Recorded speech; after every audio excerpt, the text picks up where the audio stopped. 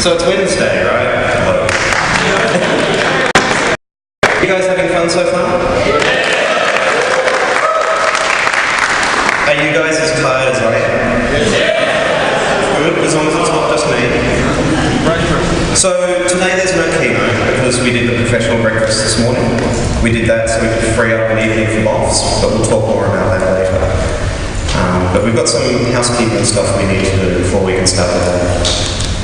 So welcome to Wednesday. Today is the first day of the main conference, so now we fall into the standard, there'll be 6 simultaneous talks, you'll have to pick between them, you might need a time machine, good luck with that. And it must be time for a giveaway.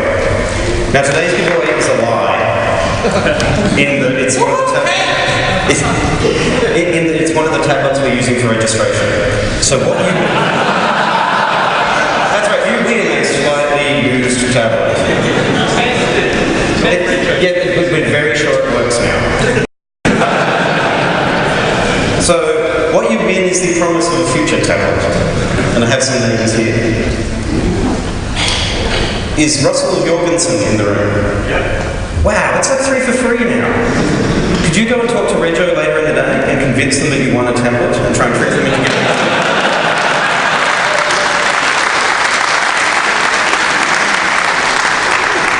I think this might be the first LCA I've ever been to where every winner has been ready.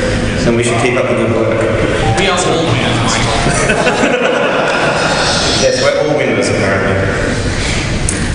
So I think you've all figured out networking now. I don't think we had any network problems yesterday. I'm told that during yesterday's keynote, even though you were paying attention, right, we did 400 megabit out of this hall. So you need to pay attention a bit more to the keynotes the next 2 days, and we'll see that on the network graphs, right? We have our charity raffle. Again, it's the Cystic Fibrosis Association and the Leukemia Foundation. We are now selling raffle tickets. We made nearly $1,000 for these charities yesterday.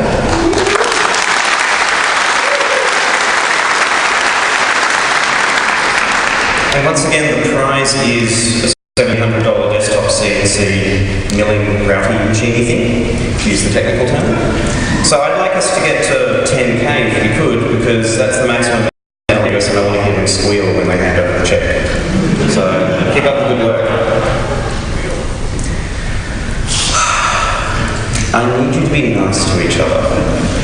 Now, there's kind of no nice way to say this, and I didn't really want to have to be here, but I paid the big money to do the unpleasant things. Yesterday we sent a delegate home, specifically for breaching our code of conduct, but the interesting thing is they were harassing one of the accommodation vendor's staff, to the point where the staff at the accommodation venue no longer felt safe providing him with service. It's our job to look after both our volunteers and our vendors, right? I don't have a choice when this sort of thing happens, so we sent him home. And we're sad it happened, we've dealt with it in private, we don't want to make a big deal about who it was or anything like that. Hopefully it's a learning opportunity. But the code of conduct isn't there to make you guys not have fun or anything, it's for really serious stuff. Employees should always be allowed to feel in their job. So that's all I'm really going to say about it, and I'm sad we had to do it. But I'd kind of like us to move on and not have to do it again if we possibly can. So after this we go to morning tea again, just like the other days. You should be falling into a routine now. It's at the Manning Clark Centre. And like I said, we go into talks. All the talks are in the Manning Clark Centre in those 6 rooms you should have seen by now, if you've actually been coming to the conference. So we're running 6 simultaneous. At this point I don't think we have any gaps in the program, which is cool, so there should be heaps for you to choose from. And the other thing we want to get done this morning is we want to hand out the Rusty Wrench Award, but this is above my pay grade. So if I could ask Rusty and Mary to come up.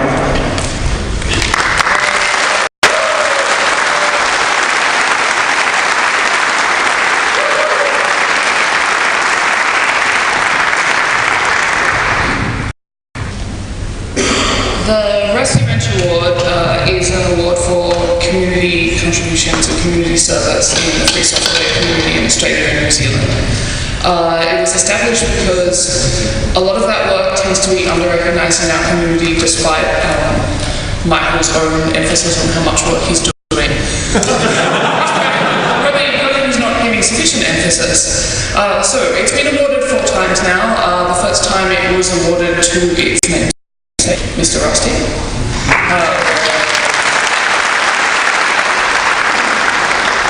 It dismantles, so you for easy transport, and we have it is indeed a Rusty Wrench. It was also awarded to Kimberly Weatherall, who has contributed greatly to the community's position on intellectual property, especially as it relates to Australian laws and international treaties. It was awarded to Peter Ward, who has done all the things all the time, everywhere.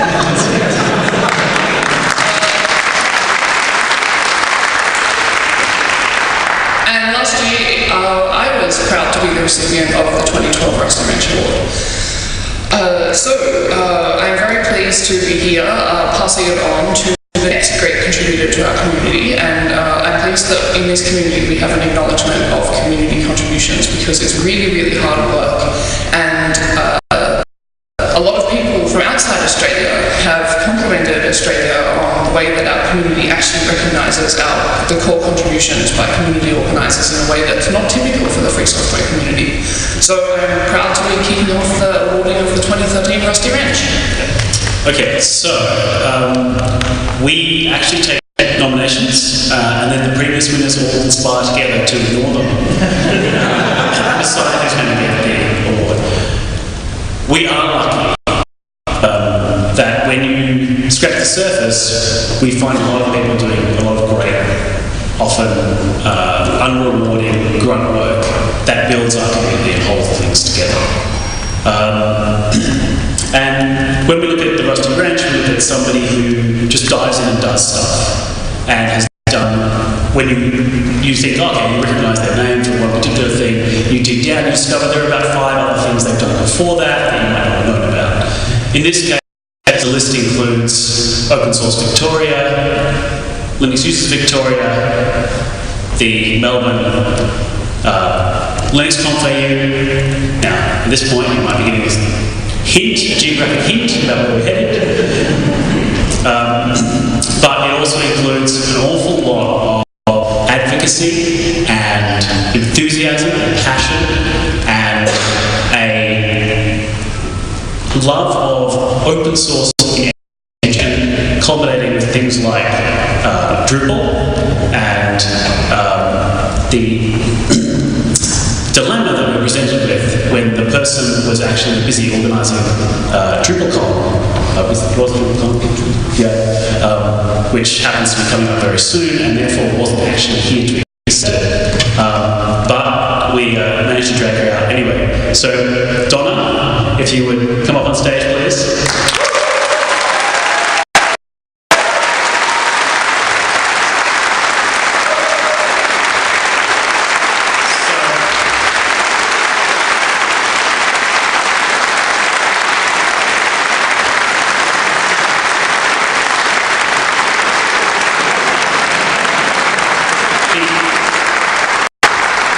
Thank you, Donna Benjamin, for completing the traditional recipient prize destruction, which you has. Just in case you didn't have enough stuff that you needed to fix, and then you've got one more. Did you want to say a few words? Let me put that another way. Please say a few words.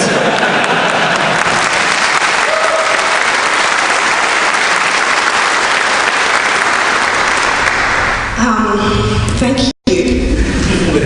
It's extraordinary company, really, when you think about Rusty, Pia, Kim, and Mary.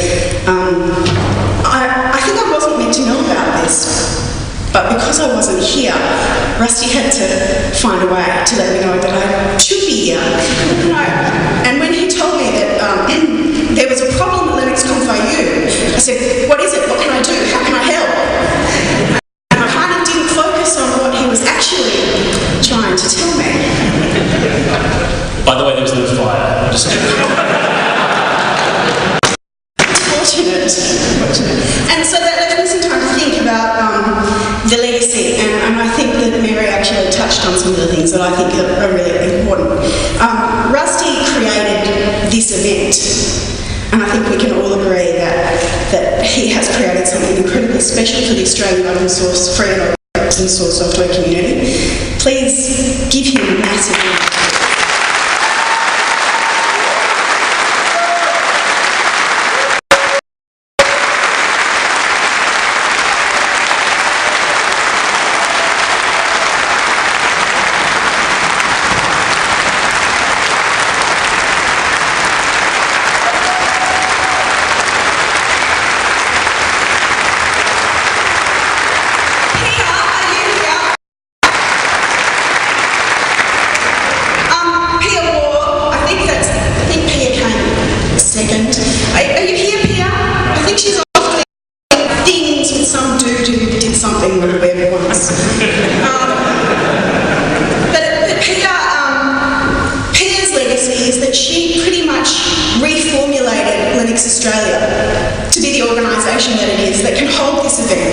And support events like PyCon AU, like Drupal Down Under, like WordCamp, like Barcamps, like now starting to support Labs. Linux Australia has become an extraordinarily powerful and useful organisation. And Pia really shifted what it was to what it has become. She laid a foundation, so that's an extraordinary legacy too. So let's have a perhaps less long round of applause.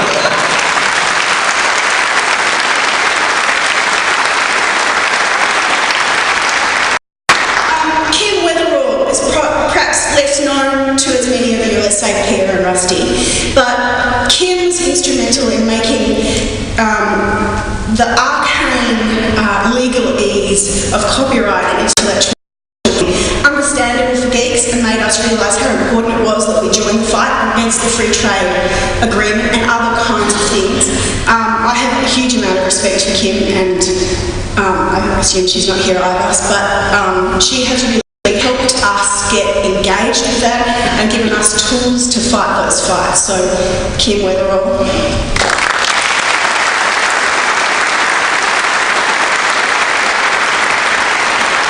And Mary,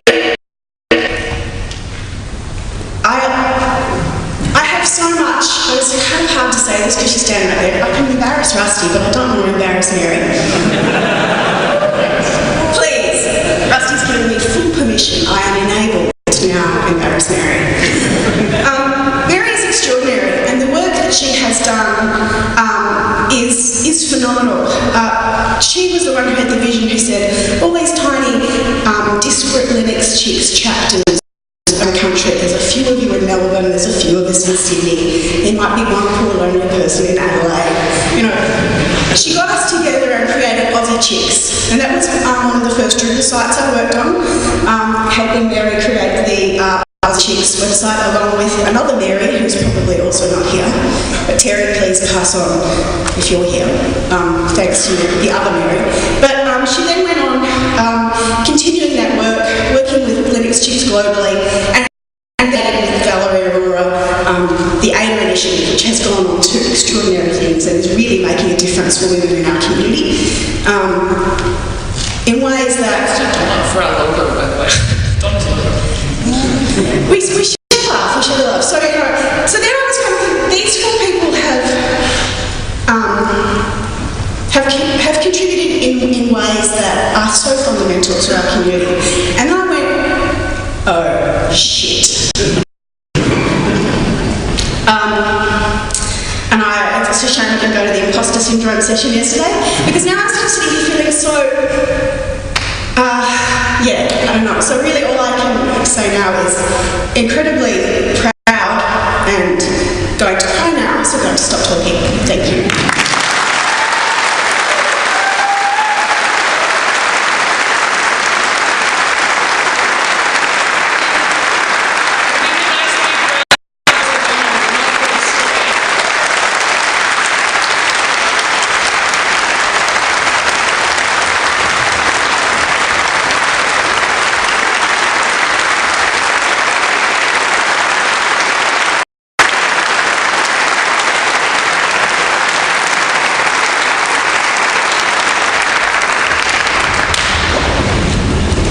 Now, Donna, we have some sticky tape here if you need it.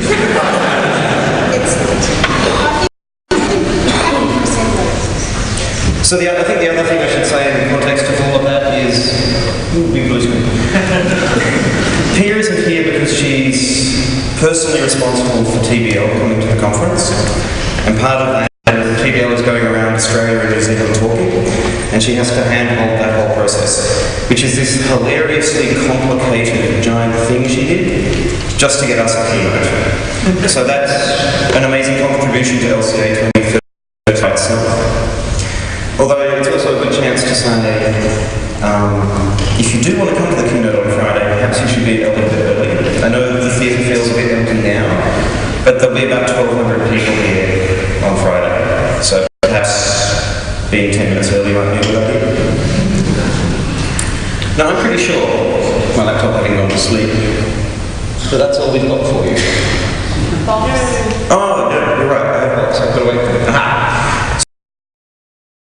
So the reason we moved the professional delegate session is because we wanted to provide more time for MOFs. We'll have the whole of the Manning Clark Centre open until 9:30 tonight. I know that all of the slots in theatres are taken, but you know what, MOFs can be whatever you want. If you want to meet in a corner of the lobby or a nearby coffee shop or bar or whatever, that's cool too. So don't feel constrained by all of the rooms having been taken. If you want to get together and chat about whatever you guys work on, then that's completely cool with us. You can see a list of the BOFs on the wiki, and one day when I get more than 5 minutes to sit down at my computer, I'll get it onto the Zookeeper schedule as well. Now, that's the end of what we've got organised for this morning. I think we're running a little bit early though. Any checks? No. Well, we're running about 15 minutes early. Shall I just, I don't know, waste 15 minutes, or do you want to go to morning tea early?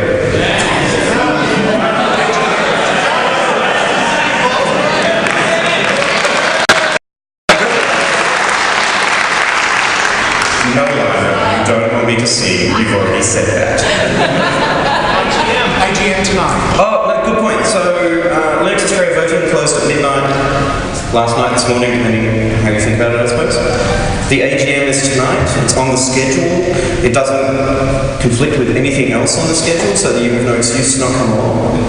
I think we're going to see a bit of a change in the board because there's a few people who are going to take a break. So if you had AGM to go to, then now's going to be a good one. So yeah, don't forget the AGM as well. Shout out to people at the front. Is there anything else I've forgotten? Where's the AGM? It's in the Manning Clark Centre in a room. I don't remember which one.